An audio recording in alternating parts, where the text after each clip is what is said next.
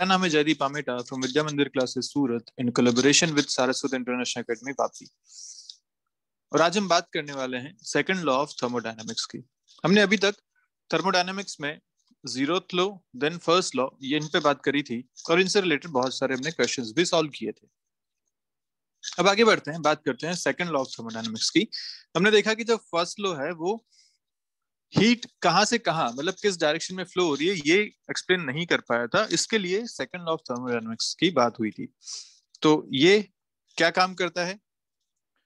इसका काम है gives the direction of heat flow.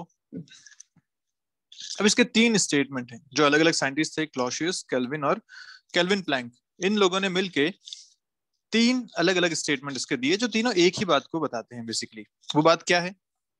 Clausius ने बोला कि it is impossible to make any such machine that can transfer heat from an object with low temperature to an object with high temperature without an external source. क्या बोला इसने? कि आप एक कम temperature वाले ऑब्जेक्ट से एक ज्यादा टेम्परेचर वाले ऑब्जेक्ट तक हीट ट्रांसफर नहीं कर सकते विदाउट एन एक्सटर्नल सोर्स। बहुत बेसिक सा एग्जांपल, आपका रेफ्रिजरेटर। रेफ्रिजरेटर के अंदर टेम्परेचर कम, बाहर जो रूम का टेम्परेचर है वो ज्यादा। फिर भी जो आप गर्म चीज अंदर रखते हैं वो कुछ देर बाद ठंडी हो जाती है। क्यों? क्योंकि उसमें से हीट निकाल के बाहर दे दी गई। अब सोचो कि क्या ये बिना उस बिजली के पॉसिबल था? क्या ये बिना किसी एक्सटर्नल सोर्स के पॉसिबल था? नहीं। बिना एक्सटर्नल सोर्स के ये पॉसिबल नहीं है कि आप ठंडी जगह से गर्म जगह तक हीट ट्रांसफर कर पाओ। तो ये स्टेटमेंट दिया क्लॉसियस ने। दूसरा, केल्विन ने जो स्टेटमेंट दिया, it is impossible to obtain work continuously by cooling an object below the temperature of its surroundings. इन्होंने बोला कि भैया एक हॉट ऑब्जेक्ट है, ठीक है, बात समझ में आ गई। यहाँ से आप लगातार हीट बाहर निकाल रहे हैं, ठीक है, हीट को आप वर्क में कन्वर्ट कर रहे हैं, ये भी ठीक है। लेकिन एक बार इस ऑब्जेक्ट का जो टेम्परेचर है ये रूम टेम्परेचर तक पहुंच गया, अब आप इससे और नीचे इसको लेके जाके, मतलब इसका टेम्परेचर और कम करके आप इससे अब वर्क नहीं निकाल सकते। क्यों नहीं निकाल सकते? क्योंकि एक बार ये रूम टेम्परेचर तक पहुंच गया, बाहर भी रूम टेम्परेचर है, अब कोई हीट ट्रांसफर यहाँ पे नहीं होगा। जब हीट ट्रांसफर नहीं होगा तो आप वर्क भी यहाँ से अचीव नहीं कर पाएंगे। ठीक है, तो ये इन्होंने स्टेटमेंट दिया। ऐसे तीसरा statement, it is impossible to construct any such machine that works on a cycle process and absorbs heat from a source, converts all the heat into work and rejects no heat to the sink. इन्होंने बोला कि आप मान लीजिए यहाँ पे एक source है, हाई टेम्परेचर सोर्स है, यहाँ पे एक मशीन लगा रखी है जो यहाँ से हीट ले रही है, हीट लेके यहाँ से वर्क प्रोड्यूस कर रही है। तो उन्होंने बोला कि ऐसा पॉसिबल नहीं है बिल्कुल भी कि जितनी हीट यहाँ से ली गई उतना सारा का सारा वर्क ही प्रोड्यूस कर दे। This is not possible. कोई ना कोई यहाँ पे लॉसेस होंगे ही, और उस लॉस से जो सिंक, इसको बोलते हैं सिंक, जहाँ पे हीट आप वापस ट्रांसफर करते हैं, तो Q2 मान लीजिए, Q1 मान लीजिए, जो नेटवर्क यहाँ पे मिलेगा आपको वो मिलेगा Q1 माइनस Q2 के बराबर। ये बात इन्होंने बोली केल्विन प्लैंक ने। क्लियर है? ये बहुत छोटा सा एग्जांपल क्या ले सकते हो आप इसका?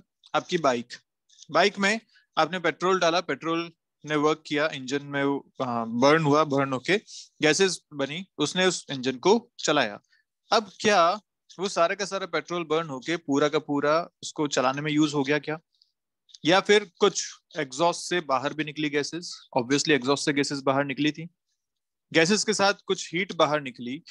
यही बात यहाँ बोली गई कि जितना हीट अंदर प्रोड्यूस हुई थी वो सारी की सारी वर्क में कन्वर्ट नहीं हो सकती, वो कुछ न कुछ तो बाहर आएगी ही, सिंक में जाएगी ही। क्लियर है? कुछ न कुछ हीट वहां सिंक में रिजेक्ट होगी ही। सिंक कौन हो गया बाइक के केस में? एनवायरमेंट। और सोर्स क्या हो गया? जो इंजन के अंदर कंबशन हो रहा है, जहां पेट्रोल बर्न हो रहा है, गैसेस बन रही हैं, वो उसका सोर्स हो गया।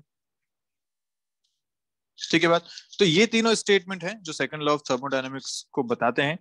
सबका कहने का मतलब यही है कि आप हाई टेम्परेचर से लो टेम्परेचर की तरफ हीट फ्लो करवा सकते हैं नेचुरली, लेकिन अगर उल्टा आपको करना है तो कोई ना कोई आपको सोर्स वहां पे यूज करना पड़ेगा। बिना उसके आप लो रूम टेम्परेचर से नीचे की तरफ, या जो भी आपका सराउंडिंग का टेम्परेचर है उससे नीचे की तरफ, आप वर्क ऑब्टेन नहीं कर सकते। क्लियर बात? अब इस पे बेस्ड एक कॉन्सेप्ट आता है हीट इंजन का। तो बोर्ड से ये चैप्टर हट चुका है हीट इंजन वाला, तो जो एनसीईआरटी के लिए पढ़ना चाह रहे हैं वो इसको स्किप करेंगे। हीट इंजन यहाँ पे आएगा, हीट इंजन के बाद आपका कार्नोट साइकिल आएगा, कार्नोट साइकिल के बाद रेफ्रिजरेटर, हीट पंप्स, ये सारी चीजें आएंगी, ये सब कुछ आप स्किप कर सकते हैं। तो हम बात करते हैं हीट इंजन की। हीट इंजन क्या होता है?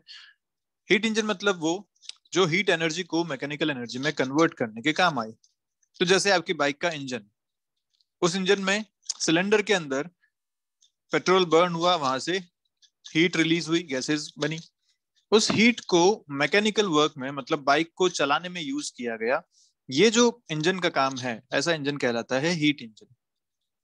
ठीक है, जो हीट को मैकेनिकल एनर्जी में कन्वर्ट कर सके। तो हम बात करते हैं यहाँ पे हीट इंजन की।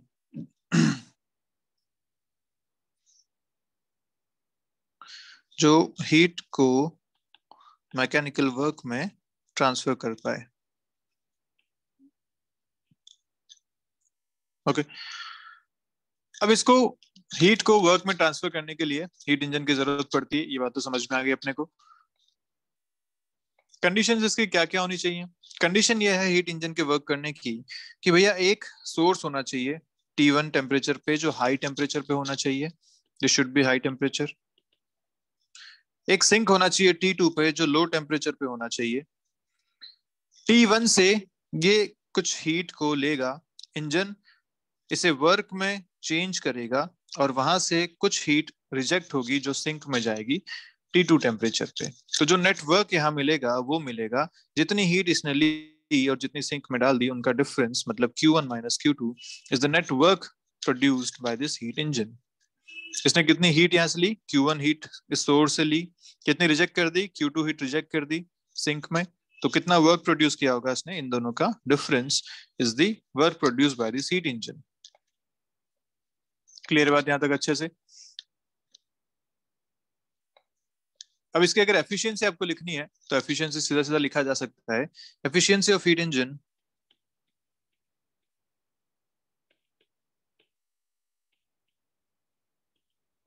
कितना इसने वर्क प्रोड्यूस किया, कितनी एनर्जी पे, कितना हीट इसने ली थी, इसने Q1 हीट ली थी, और उसके करस्पॉन्डिंग कितना वर्क प्रोड्यूस किया, W वर्क प्रोड्यूस किया। इसे लिखा जा सकता है Q1 minus Q2 by Q1, या 1 minus Q2 by Q1 is the efficiency. Clear बात? तो एफिशिएंसी ऑफ हीट इंजन, ये बात ध्यान रखनी है। अब इसी हीट इंजन से एक आइडियल हीट इंजन बनता है। आइडियल हीट इंजन बनता है कार्नोट साइकिल पे, Carnot engine and Carnot cycle. This is an ideal heat engine. ठीक है, फॉलोइंग पार्ट्स इसके ये हैं, कौन कौन से? एक तो सिलेंडर में गैस रखी हुई है, देख लेते हैं यहाँ पे क्या क्या पार्ट्स हैं। पहली बात तो है सोर्स। सोर्स जो है वो हाई टेम्परेचर पे रखा हुआ एक है। कंडक्टिंग यहाँ पे मटेरियल रखा हुआ है, ये जो यहाँ दिख रखा है conducting. It is a reservoir of heat energy with conducting top maintained at a constant temperature T1 kelvin. ये हो गया आपका सोर्स। ठीक है, source is so big that extraction of any amount of heat from it does not change its temperature. ये हमेशा T1 kelvin पे maintain रहने वाला है। ये हो गया इसके लिए सोर्स। ठीक है, दूसरी बात आती है बॉडी ऑफ हीट इंजन। तो बॉडी में क्या आता है? एक बैरल होता है, परफेक्टली इंसुलेटेड इसकी वॉल्स होती हैं, और कंडक्टिंग बॉटम होता है, जो कि यहाँ पे आपको दिखा रखा है ऐसा। It is fitted with an airtight piston capable of sliding within the barrel without friction. The barrel contains some quantity of ideal gas. जैसा आपका बाइक का इंजन में पिस्टन सिलेंडर अरेंजमेंट होता है, वैसा यहाँ पे ये अरेंजमेंट आपको दिखा रखा है। तीसरा इसका जो पार्ट है वो होता है सिंक। यहाँ पे क्या लिखा हुआ है? ये सिंक। सिंक क्या होता है? एक लो टेम्परेचर का ह्यूज बॉडी होती है, जिसमें परफेक्टली कंडक्टिंग टॉप लगा हुआ है, जहां से आपकी जो हीट रिजेक्ट होगी इस इंजन से, वो वहां जाएगी। और इस size of the sink is so large कि भाई जितने भी हीट आप यहाँ पे डाल दो, इसका टेम्परेचर इंक्रीज नहीं होगा, ये हमेशा T2 केल्विन पे मेंटेन रहने वाला है। तो अपने को एक बात समझ में आ गई कि सोर्स हमेशा T1 पे रहेगा, सिंक हमेशा T2 पे रहने वाला है, और इसका जो बॉडी है वो परफेक्टली इंसुलेटेड बॉडी रहने वाली है। ठीक है, मतलब और कोई लॉसेस यहाँ से नहीं होंगे। अब इन बैरल्स को टिकाने के लिए एक इंसुलेटिंग स्टैंड यहाँ पे रहता है। ये इसके हो गए पार्ट्स। बात करते हैं कार्नोट साइकिल की, कि ये जो इंजन वर्क करता है ये कैसे वर्क करता है। इसमें क्या क्या प्रोसेसेस चलती रहती हैं। तो कार्नोट साइकिल बेसिकली 4 प्रोसेस से मिलकर बनती है, 4 स्ट्रोक्स इसमें होते हैं। कौन कौन सी प्रोसेस है? तो पहली जो प्रोसेस होती है वो होती है isothermal expansion. Isothermal expansion, this is the first process. PV diagram पे अगर मैं ये कर्व दिखाना चाहूँ कार्नोट साइकिल को, तो ऐसे दिखाया जा सकता है। फर्स्ट जो प्रोसेस है ये आइसोथर्मल एक्सपेंशन है, this is isothermal expansion from A to B. जो सेकंड प्रोसेस होती है वो होती है एडियाबेटिक एक्सपेंशन। एडियाबेटिक एक्सपेंशन अगर देखो तो यहाँ से यहाँ जो बी से सी वाली प्रोसेस हो एडियाबेटिक एक्सपेंशन है। और हमने लास्ट वीडियो में पढ़ा था कि जो एडियाबेटिक प्रोसेस होती हैं उनका स्लोप आइसोथर्मल प्रोसेस के स्लोप से ज्यादा होता है। तो यहाँ स्लोप आप देखें तो कम है और यहाँ एडियाबेटिक का स्लोप देखें तो ज्यादा है, ये अपन में आप देख पा रहे हैं। ऐसे जो तीसरी प्रोसेस होती है वो होती है आइसोथर्मल कंप्रेशन।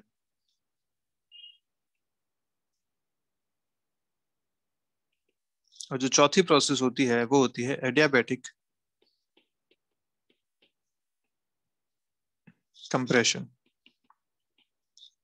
ठीक है, ये 4 प्रोसेस से मिलके यहाँ पे पूरी साइकिल बनती है। इस साइकिल के केस में अगर अपन देखना चाहें कि कितनी हीट इसने इनटेक करी, तो जो हीट इनटेक होती है वो यहाँ पे होती है Q1, जो हीट रिजेक्ट होती है वो यहाँ पे होती है Q2। तो इसने कितनी हीट इनटेक करी होगी इस बारे में अगर बात करें, तो पहली प्रोसेस देखते हैं आइसोथर्मल एक्सपेंशन के केस में। तो जब आइसोथर्मल होता है डेल्टा यू जीरो होता है, डेल्टा यू जीरो मतलब Q इक्वल टू डब्ल्यू होगा।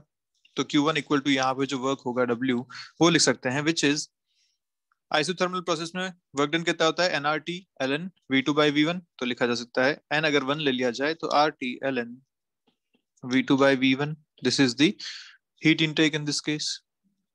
ठीक है, अगर सेकंड बात करें एडियाबेटिक एक्सपेंशन की, तो इसमें वर्क कितना होता है? सेकंड केस में एडियाबेटिक एक्सपेंशन में वर्क कितना होता है? एडियाबेटिक का वर्क हमने पढ़ा था nr by gamma minus one T1 minus T2, nr delta T by gamma minus one. तो ये हो जाएगा n1, तो r delta T is T1 minus T2 by gamma minus one, ये हो जाएगा। ऐसे अगर तीसरी बात करें, जो आइसोथर्मल एक्सपेंशन यहाँ पे हो रहा है उस केस में कितनी हीट रिजेक्ट हुई होगी, तो जितना वर्क आइसोथर्मल में होता है उतनी हीट यहाँ पे रिजेक्ट होती है। तो ये लिखा जा सकता है nRT ln, तो RT2 ln V2 by V1, या यहाँ पे चेंज हो जाएगा V3 बाय V4 से। क्लियर है? This will be the change in volume. भाई यहाँ पे वॉल्यूम V1 है, इधर V2 है, इधर V3 है और इधर V4 है, ऐसा वॉल्यूम है। ऐसे यहाँ पे टेम्परेचर T1 है, इधर भी टेम्परेचर T1 है क्योंकि आइसोथर्मल है। यहाँ टेम्परेचर T2 है, यहाँ भी टेम्परेचर कितना है? T2 है। ये सारी बातें अपन यहाँ पे लिख पा रहे हैं। अब फोर्थ स्ट्रोक में अगर आएंगे तो विच इज एडियाबेटिक कंप्रेशन, उस केस में वर्क कितना होगा? तो अगर वर्क फोर्थ केस में देखो तो nr डेल्टा T, तो ये जाएगा r T1 minus T2 divided by gamma minus one. ये आपका हो जाएगा फोर्थ प्रोसेस में वर्क डन। क्लियर है सारी बातें अच्छे से? पक्का? अब अपन देखते हैं कि टोटल वर्क डन यहाँ पे कितना हुआ होगा, या heat converted into work in Carnot cycle कितनी है। तो टोटल वर्क डन अगर देखें, net work performed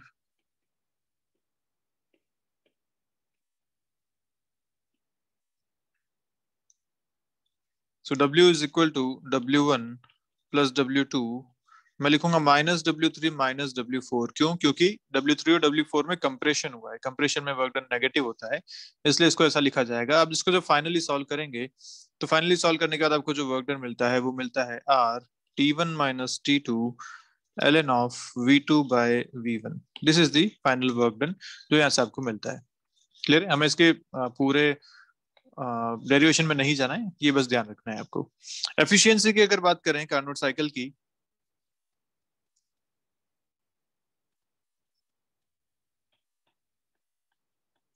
efficiency of Carnot cycle, ये इंपॉर्टेंट है।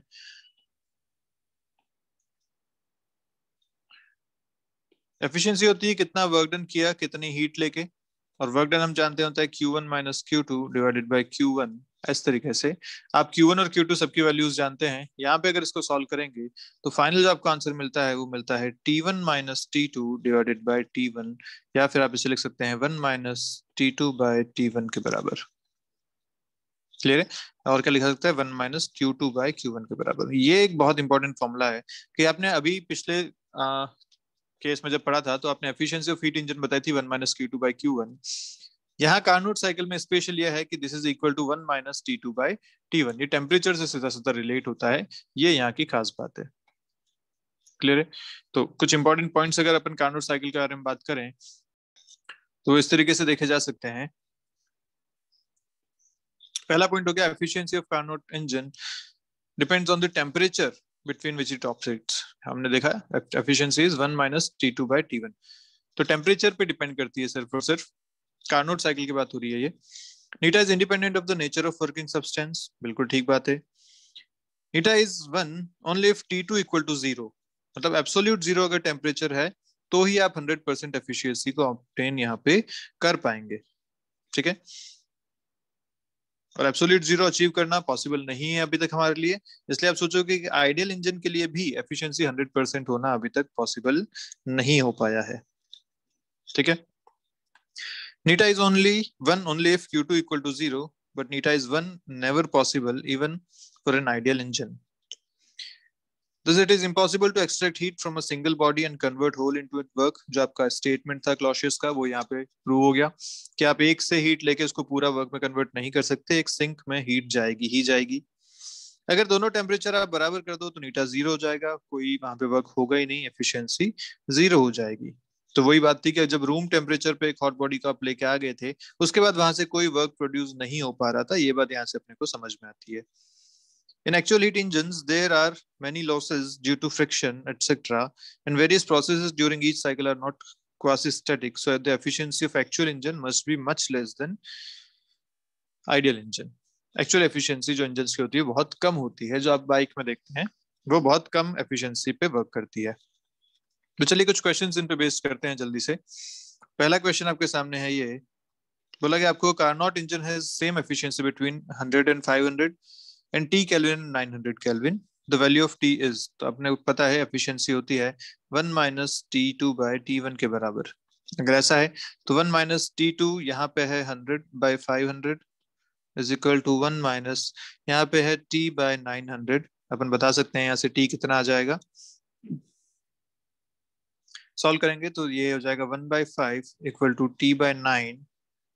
यहाँ से T कितना आया 9/5 केल्विन। एक तो ये इसका आंसर हो सकता है, सॉरी ये 900 है, हो जाएगा 900/5 kelvin.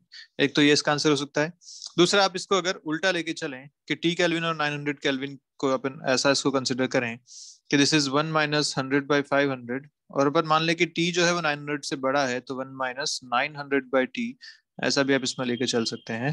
This will be 1/5 equal to 900/T, तो यहाँ से आपको जो T मिलेगा वो मिलेगा 4500 केल्विन। तो दोनों इसके आंसर पॉसिबल हैं। अगर T 900 से छोटा है तो इस तरीके से, और T अगर 900 से बड़ा है तो इस तरीके से इसके आंसर लिखे जा सकते हैं। ठीक है? 900/5 इज 180, हाँ कितना हो गया 180 केल्विन। तो आंसर 180 भी हो सकता है, 4500 केल्विन भी हो सकता है। देखते हैं next. A Carnot engine takes 10⁻³ kilocalories of heat from a reservoir at 627 degrees centigrade and exhausts it into a sink at 27 degrees centigrade. The efficiency of the engine will be. Efficiency Carnot cycle दे रखी है already, तो 1 minus T2/T1 this efficiency। यहाँ पे हमेशा kelvin में temperature रखे जाते हैं, तो जो T1 है वो है 627 प्लस 273, ये कितना हो जाएगा आपके पास 900 केल्विन। This is T1। और T2 जो आपको दे रखा है वो 27 दे रखा है डिग्री सेंटीग्रेड में, उसको केल्विन में कन्वर्ट करेंगे आ जाएगा 300 केल्विन। आंसर आप लिखेंगे 1 माइनस 300/900 इज 2/3। ठीक है, 1/3, 1 माइनस 1/3 इज 2/3। सो एफिशिएंसी आपको मिल रहा है 2/3, और परसेंटेज अगर आपको निकालना है तो 2/3 इंटू 100% कर सकते हैं इसमें अपन, ये आ जाएगा आपका पास 200/3%। तो एफिशिएंसी परसेंटेज में भी दे सकते हैं और फ्रैक्शन में भी दी जा सकती है। क्लियर? नेक्स्ट आपसे पूछा गया in the above problem the work performed by the engine will be. इसी प्रॉब्लम में कितना वर्क इंजन ने किया ये भी आपसे पूछा गया है। तो हम जानते हैं एफिशिएंसी को लिखा जाता है वर्क बाय हीट इनटेक, ये लिखा जाता है। आपको वर्क निकालना है, एफिशिएंसी पता है 2/3 is equal to work by heat intake यहाँ पे दे रखा है 10⁻³ किलो कैलोरीज। तो 10⁻³ किलो कैलोरीज मतलब 10⁻³ एक और आ जाएगा कैलोरीज के बराबर। वर्क यहाँ से अपन बता सकते हैं, this will be, work will be 10⁻6 into 2/3। Calorie में है, इसको जूल में कन्वर्ट करते हैं, 1 calorie is equal to 4.2 joules, into 4.2 कर दिया, ये आपका आंसर आ जाएगा जूल्स में। तो विल बी 2.8 इंटू 10⁻6 जूल। ठीक है, ये आपका आंसर है यहाँ पे।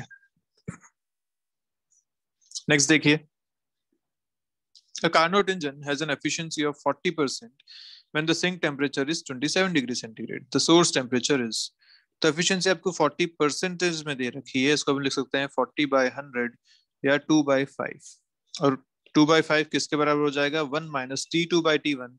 सिंक टेम्परेचर दे रखा है 27 डिग्री सेंटीग्रेड मतलब 300 केल्विन, डिवाइडेड बाय टी जो सोर्स का है वो आपको निकालना है। T1 आपको कैलकुलेट करना है, यहाँ से आराम से किया जा सकता है। अब this will be 300/T1 will be 1 - 2/5 which is 3/5। तो यहाँ से मिलेगा आपको T1 जो 300 इंटू 5/3 which is 500 केल्विन। आसान से सवाल है। नेक्स्ट देखिए, a reversible engine takes heat from a reservoir at 527 degrees centigrade and gives out to a sink at 120 degrees centigrade। ठीक है, the engine is required to perform useful mechanical work at the rate of 750 watt, the efficiency of the engine is। ये आपसे पूछा गया है। तो सीधी सी बात है, जब रिवर्सिबल इंजन लिखा गया है मतलब ये कार्नोट इंजन की बात हो रही है। कार्नोट इंजन के केस में हम बोल सकते हैं सीधा सीधा कि एफिशिएंसी इज 1 - T2/T1। तो क्या आ जाएगा answer, 1 - T2। 127 + 273 is 400। T1 527 + 273 is 800। So answer will be half। This will be the efficiency। और परसेंटेज में लिखना है तो इसी का 50% भी लिख सकते हैं। Next is the efficiency of Carnot engine is 50%. The temperature of sink is 7 degree centigrade. To increase its efficiency to 70%, the increase in heat of the source will be। ये आपसे पूछा गया। तो अपन जानते हैं एफिशिएंसी अगर 50% है तो एफिशिएंसी बेसिकली हाफ दे रखी है आपको। सिंक का टेम्परेचर आपको दे रखा है 273 + 7 डिग्री मतलब 280 केल्विन के बराबर, ये दे रखा है। हम जानते हैं एफिशिएंसी क्या होता है, half is equal to 1 - T2/T1। तो ये आ जाएगा यहाँ से T1 आप कैलकुलेट करेंगे तो मिलेगा 560 केल्विन के बराबर। तो एक बार T1 आपको मिल गया, temperature of the source 560 kelvin. अब आपको बोला गया है कि इस सेकंड केस में एफिशिएंसी आपको इंक्रीज करके 70% कर देनी है। तो अब जो नई एफिशिएंसी है वो है 70/100। 70% मतलब 70/100 and this efficiency is equal to 1 minus sink temperature is still 280 और सोर्स टेम्परेचर अब चेंज हो जाएगा जो आपको कैलकुलेट करना है। यहाँ से आप जब सोर्स टेम्परेचर कैलकुलेट करेंगे तो आपको मिलेगा 933.3 केल्विन के बराबर। तो ये आपका आंसर हो गया कि आपको सोर्स का जो टेम्परेचर इंक्रीज करना है वो कितना कर देना है, 933.3 minus 560 which is equal to 373.3 kelvin. इतना इंक्रीज आपको सोर्स टेम्परेचर में करना पड़ेगा, तभी एफिशिएंसी 50 से 70% हो पाएगी। Next is Carnot engine works at 200 and 0 degree centigrade and another at 0 and -200 degree centigrade. The ratio of efficiency of the two will be। निकाल लो दोनों की रेशियो एफिशिएंसी का। N1 आप लिखोगे तो लिखोगे 1 - T2 which is 273। भाई ये केल्विन में कितना हो जाएगा, 473 केल्विन। ये है 273 kelvin. This is 273 kelvin and this is 73 kelvin. अपने को सारे केल्विन में रखना है तो ध्यान रखना फर्स्ट केस में 273 और 473 है, सेकंड केस में 1 - 73 एंड 273 है। ठीक है, ये रेशो यहाँ पे बन रहा है। इसको अगर सॉल्व करेंगे तो यहाँ से आपको मिलेगा 200/473 और यहाँ से आपको मिलेगा 200/273। इन दोनों का रेशो देखेंगे तो आएगा N1/N2 is 273/473 which is approximately equal to 0.577। ये आपका आंसर यहाँ से मिलता है। क्लियर है, देखते हैं next. A Carnot engine works as a refrigerator in between 0 degree centigrade and 27 degree centigrade. How much energy is needed to freeze 10 kg ice at 0 degree centigrade? ये आपसे पूछा गया है. अब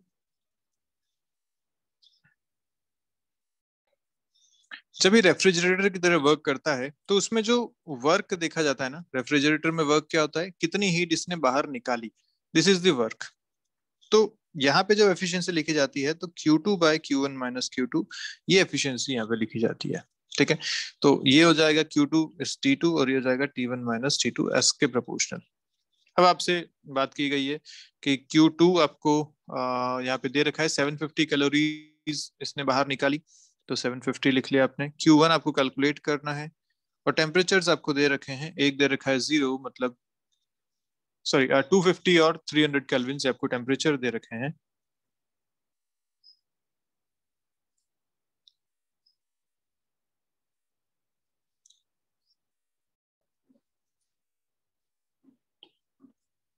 यहाँ पे टेम्परेचर आपको रेंज दे रखी है और आपको पूछा गया कि बताइए 10 केजी आइस को 0 डिग्री सेंटीग्रेड पे फ्रीज करना है, कितनी एनर्जी यहाँ पे लगेगी. तो Q2 यहाँ पे लिखा जा सकता है, this will B M × LF, जो आपने पढ़ा था. तो ये हो जाएगा M × LF is 540 kilo calorie पर केजी, ये आप लिख सकते हैं यहाँ पे. तो यहाँ से आपका आंसर आ जाएगा, this will B 5400 kilo calories. ये आपका आ गया Q2, जितनी हीट इसको बाहर निकालनी पड़ेगी. तो एफिशिएंसी अब लिखा जा सकता है 5400 kilo calories divide by Q1 minus 5400 is equal to, यहाँ पे टेम्परेचर T2 है 0 degree centigrade which is 273 divided by T1 is T1 minus T2, ये आपको मिलेगा 27. इसको जब आप सॉल्व करेंगे तो यहाँ से आप Q1 का अपना फाइनल आंसर बता सकते हैं इन किलो कैलोरीज. क्लियर, ये आपका आंसर आ जाएगा. अब बात करते हैं रेफ्रिजरेटर की. रेफ्रिजरेटर बेसिकली एक हीट इंजन है जिसको रिवर्स लगा दिया गया है. रिवर्स मतलब ये सिंक से हीट लेता है और सोर्स पे हीट छोड़ता है, मतलब ठंडे जगह से हीट एक्सट्रैक्ट कर रहा है और गर्म जगह पे हीट ये इजेक्ट कर रहा है. तो ऑब्वियसली इसमें कुछ एक्सटर्नल वर्क की जरूरत पड़ेगी. तो यहाँ से अगर मान लीजिए ये Q2 हीट उठाता है और Q1 हीट ये बाहर छोड़ता है, तो जो टोटल वर्क यहाँ पे हो रहा है उसको हम लिख सकते हैं this total work is equal to Q1 minus Q2 के बराबर. ये काम होता है एक रेफ्रिजरेटर का, रिवर्स हीट इंजन की तरह बिहेव कर रहा है. इसके लिए अगर कोफिशिएंट ऑफ परफॉर्मेंस देखा जाए, कोफिशिएंट ऑफ परफॉर्मेंस, तो लिखते हैं इसको बीटा से, और ये होता है कि इसने कितनी हीट निकाली कितने वर्क डन पे. This is Q2 by W, और हम यहाँ पे देख पा रहे हैं W is equal to Q1 minus Q2, तो ये आपका आता है beta is equal to Q2 by Q1 minus Q2. This is coefficient of performance for a refrigerator. ठीक है, अब अगर मान लीजिए वर्क डन 0 हो गया तो Q1 इक्वल टू Q2 हो जाएगा, मतलब कोफिशिएंट ऑफ परफॉर्मेंस इंफिनिटी हो जाएगा, विच इज नॉट पॉसिबल, जो कि आपने सेकंड लॉ ऑफ थर्मोडायनामिक्स में पढ़ा था कि बिना किसी एक्सटर्नल सोर्स के आप ठंडी जगह से गर्म जगह तक हीट ट्रांसफर नहीं कर सकते. क्लियर. एक आता है कार्नोट रेफ्रिजरेटर, जो होता है टेम्परेचर से रिलेटेड. तो अगर कार्नोट रेफ्रिजरेटर की बात की जाए, जैसा ऊपर वाले क्वेश्चन में भी था, कार्नोट रेफ्रिजरेटर, इसमें Q इज प्रोपोर्शनल टू होता है T, तो आप लिख सकते हैं यहाँ पे Q2 by Q1 is equal to T2 by T1, ऐसा लिखा जा सकता है. तो इस बार जो बीटा आप लिख सकते हैं, अभी तक आप Q2 bye Q2 minus sorry Q1 minus Q2 लिख रहे थे, उसे आप टेम्परेचर के फॉर्म में भी लिख सकते हैं. This will B T2 divided by T1 minus T2 के बराबर, ऐसा भी इसे लिखा जा सकता है. क्लियर. तो कोएफिशिएंट ऑफ परफॉर्मेंस टेम्परेचर की टर्म पे अगर कार्नोट रेफ्रिजरेटर है तो ऐसा हो जाएगा. ऑब्वियसली T2 क्या है, temperature of the cold body, and T1 is temperature of the hot body.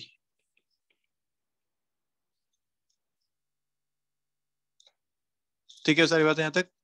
चलिए, अब अगर एफिशिएंसी और कोएफिशिएंट ऑफ परफॉर्मेंस का अपन रिलेशन देखें यहाँ पे, तो आपने कोएफिशिएंट ऑफ परफॉर्मेंस तो अभी लिखा, beta is equal to Q2 by Q1 minus Q2, लेकिन जो एफिशिएंसी होती है, एफिशिएंसी डिफाइन होती है कितनी हीट बाहर निकाली, मतलब कितनी हीट आपने कोल्ड टेम्परेचर से उठाई और कितनी हीट आपने फाइनली बाहर निकाली. This is the efficiency. तो यहाँ से हम देख पा रहे हैं कि इन दोनों का जो रिलेशन है वो क्या है, दिस Q2 by Q1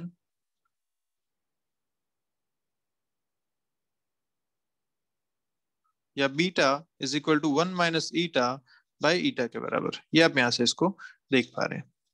ठीक है, so this is the relation between and coefficient of performance and the efficiency of the refrigerator। बात एक करते हैं छोटी सी एंट्रोपी के बारे में। एंट्रोपी जो होती है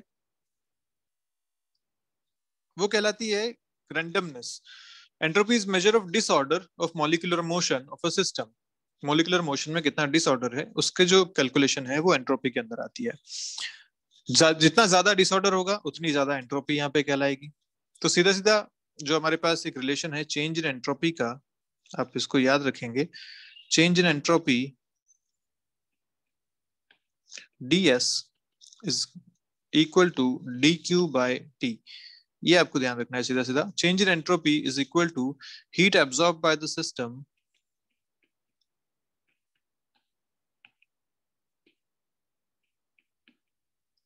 divided by absolute temperature. Absolute temperature मतलब टेम्परेचर इन केल्विन। ये जो आपके पास रेशियो है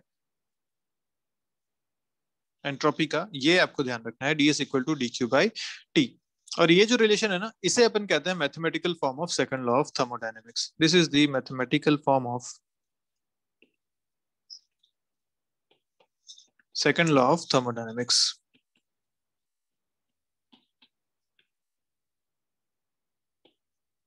ठीक है, यहां तक सारी बातें अपने को ध्यान रखनी है। इस एंट्रोपी के साथ ही आपका ये वाला चैप्टर भी खत्म होता है, थर्मोडायनेमिक्स। मिलते हैं नेक्स्ट चैप्टर में, बात करेंगे तब केटीजे की, काइनेटिक थ्योरी ऑफ गैसेस की। उस चैप्टर के साथ आपका थर्मो वाला पूरा पोर्शन खत्म हो जाएगा। फिर हमारे पास जो चैप्टर बचेंगे वो रहेंगे एसएचएम और वेव्स वाले, तब बात करेंगे उनकी। तो चलिए मिलते हैं, तब तक के लिए बाय बाय। पढ़ते रहिए, कोई डाउट है तो पूछिए।